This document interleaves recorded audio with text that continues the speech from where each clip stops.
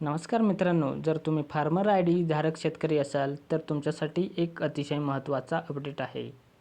मित्रांनो, अशी माहिती जी तुमच्या फार्मर आय डीचा दुरुपयोग होण्यापासून तुम्हाला वाचवू शकते. मित्रांनो, हे केंद्र शासनाच्या माध्यमातून ॲग्रीस्टॉक ही योजना आणण्यात आलेली होती.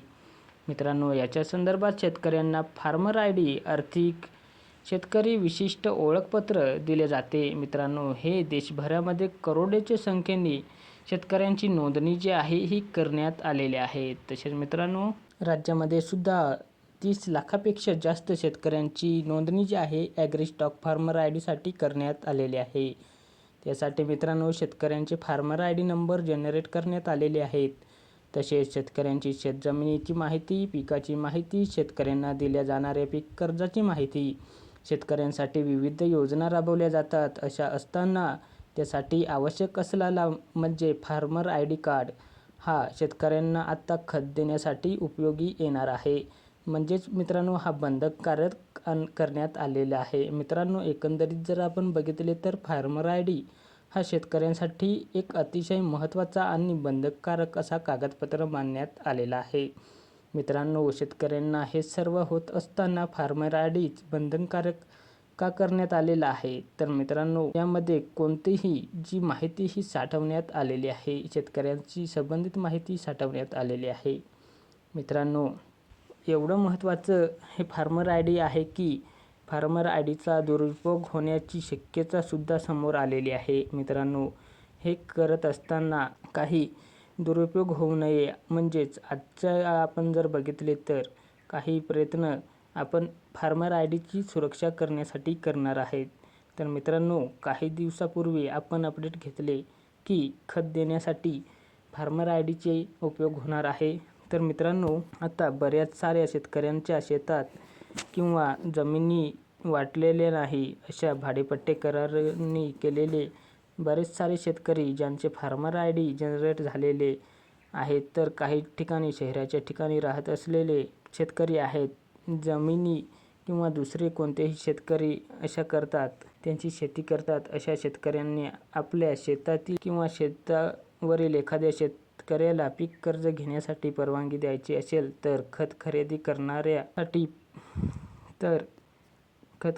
करण्यासाठी परवानगी द्यायची असेल तर शेतमालाला हमीभाव विक्री करण्यासाठी परवानगी द्यायची असेल तर पीक कर्ज घेण्यासाठी परवानगी द्यायची असेल तर त्याच्यामार्फत फार्मर आय डीचे जे ऑथोरायझेशन जे आहे हे करणे गरजेचे आहे. आता एक नवीन ऑप्शन या ठिकाणी देण्यात आलेले आहेत.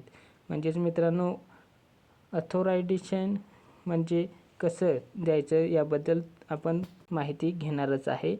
तर मित्रांनो, या ठिकाणी शेतकऱ्याला आपल्या फार्मर आय डीवरती ऑथोरायझेशन म्हणजेच विशिष्ट कालावधीसाठी देऊ शकतो आणि त्यासाठी बऱ्याच साऱ्या शेतकऱ्यांनी आपल्या फार्मर आय डीला ऑथोरायझेशनसुद्धा दिलेले आहेत. परंतु राज्यामध्ये अशा बरेच सारे शेतकरी आहे की ज्यांना माहीत नसताना किंवा त्यांना न विचारता बऱ्याच साऱ्या फार्मर आय डी बरोबर इतर शेतकऱ्यांना ऑथोरायझेशन दिलेले आहेत. ज्या शेतकऱ्यांना त्यांना ऑथोरायझेशनची गरज नाही अशा शेतकऱ्यांनी, अशा व्यक्तींनी सुद्धा त्यांच्या अंतर्गत ऑथोरायझेशन दिसून येत आहेत. हा निव्वळ चुकीचा प्रकार आहे.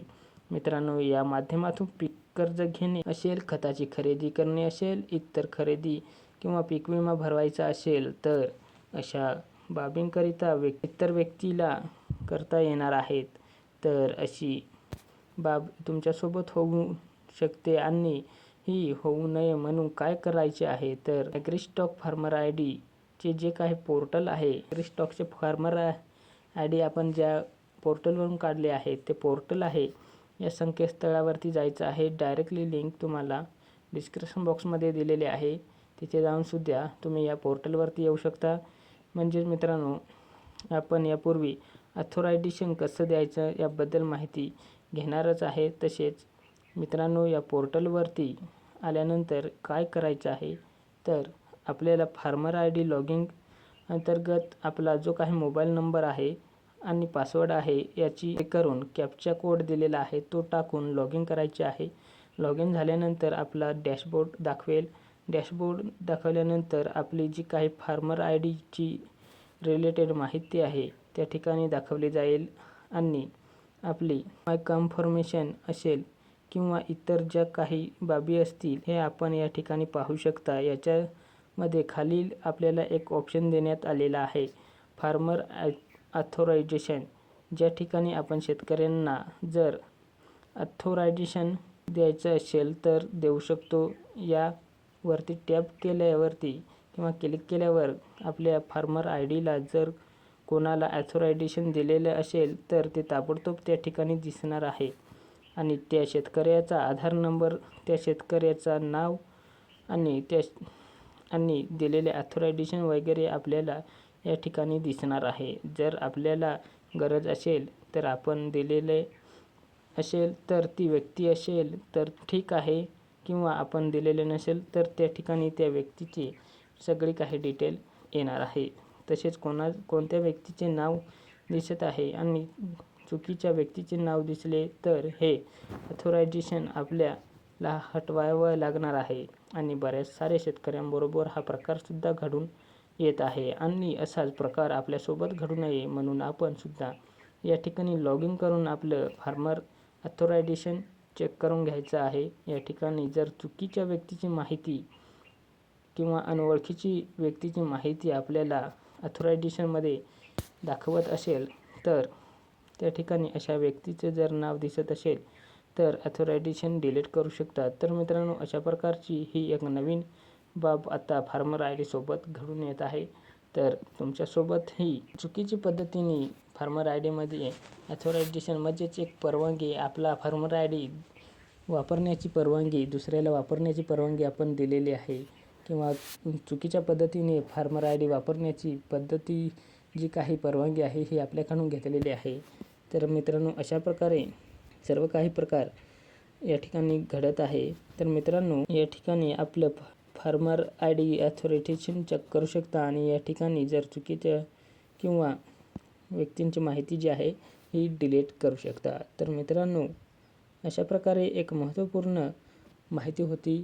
तुम्हाला कशी वाटली कॉमेंट करायला विसरू नका। चॅनलवरती नवीन आले असाल तर चॅनलला सबस्क्राईब करा, जवळची बेल आयकॉन ऑलवरती प्रेस करून ठेवा, कारण अशाच महत्त्वाच्या व्हिडिओची माहिती जी आहे हे आपल्या चॅनलवरती बघायला भेटत असते। तर मित्रांनो, भेटूया पुढील व्हिडिओत एक नवीन विषय घेऊन। तोपर्यंत जय महाराष्ट्र, धन्यवाद, जय हिंद।